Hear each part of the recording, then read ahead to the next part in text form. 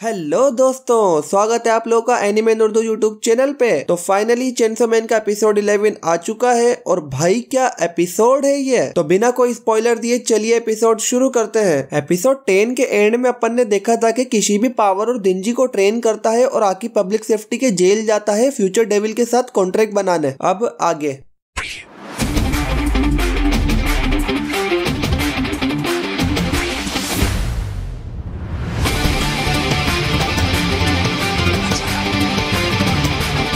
Episode 11 की शुरुआत होती है फ्यूचर डेविल के फुल अपीयरेंस के साथ, जहां वो बार बार आकी से कह रहा है future rules future rules future rules, तुम भी कहो। लेकिन आकी कहता है मुझे तुम्हारे साथ कॉन्ट्रैक्ट करना है तो मुझे अपनी शर्तें बताओ। फ्यूचर डेविल पहले मैं तुम्हारा फ्यूचर देखूंगा उसके बाद डिसाइड करूंगा। तो आकी कहता है तुम मेरा फ्यूचर कैसे देखोगे। फ्यूचर डेविल तुम अपना चेहरा मेरे पेट के इस होल में डालो तो मैं तुम्हारा फ्यूचर देखूंगा। फिर आकी अपना चेहरा फ्यूचर डेविल के पेट में डालता है और थोड़ी देर बाद फ्यूचर डेविल हंसने लग जाता है और फिर कहता है अपना कॉन्ट्रैक्ट ये है कि तुम मुझे अपनी सीधी आंख में रहने दोगे, बदले में मैं तुम्हें अपनी पावर यूज करने दूंगा। तो आकी पूछता है बस इतना ही। फ्यूचर डेविल वो इसलिए क्योंकि मैं तुम्हें मरते हुए देखना चाहता हूँ और तुम कितनी भी बुरी मौत सोच लो तुम्हारी मौत उससे भी कई गुना भयानक होगी। क्या तुम जानना चाहोगे तुम्हारी मौत कैसे होगी। आकी नहीं, मुझे नहीं जानना, मुझे बस एक ही चीज से परवाह है और वो ये है कि मैं बस उसे मार दूं जिसे मैं मारना चाहता हूँ। अब ज्यादा बातें नहीं करो और मेरी आंख में आ जाओ। इसके बाद सीन शिफ्ट होता है किशिबी पावर और देंजी पे, जहां देंजी और पावर किशिबी को एक कट लगाने में कामयाब हो जाते हैं। तो किशिबी कहता है ये तुम्हारा अब तक का सबसे बेहतरीन हमला था और अब से ट्रेनिंग हफ्ते में सिर्फ एक दफा होगी, लेकिन कल अपन एक असली लड़ाई लड़ने जाएंगे। तो पावर पूछती है किससे। किशिबी कटाना मैन और सावात्री से। और कल के मिशन के लिए मैं डिवीजन 4 का लीडर रहूंगा, लेकिन अगर कल का मिशन नाकाम रहा तो डिवीजन 4 खत्म कर दी जाएगी। इसका मतलब तुम दोनों भी मार दिए जाओगे और फिर तुम दोनों मेरे साथ असली लड़ाई लड़ना।